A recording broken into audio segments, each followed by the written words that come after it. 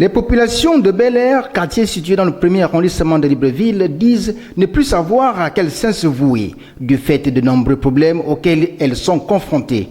Au titre de ces problèmes, il y a entre autres l'insécurité, la route et surtout le manque d'eau et d'électricité. Depuis que nous sommes dans ce quartier-là, ça fait déjà quelque chose de 3 ans, il n'y a pas d'eau. Et le compteur tourne, mais quand vous allez à la SCG, on vous fait payer les factures, mais il n'y a pas d'eau. Quand vous êtes chez vous à la maison, vous ouvrez la pompe, il n'y a pas d'eau. Donc c'est que nous interpellons un peu les autorités pour qu'ils viennent voir un peu la situation que nous endurons ici. Parce que ça fait longtemps et nous ne pourrons pas continuer. Parce que sans eau, nous ne pourrons pas vivre. Les autres ont l'eau, mais nous ne comprenons pas. Ici, Transfo Bel Air de charbonnage, on a un problème de sécurité, problème d'eau, comme d'habitude, comme dans d'autres quartiers sous-intégrés.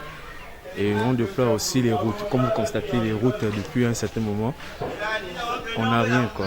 De l'eau, ça vient à partir d'une certaine heure, c'est-à-dire 22-23 heures. Il faut veiller au plus tard jusqu'à 2-3 heures.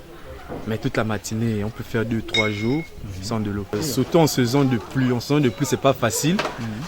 Les élèves, vous savez qu'il faut aller à l'école bien vêtu, bien habillé, très propre. Mais c'est pas facile, surtout en saison de pluie. Mais en saison sèche, ça va.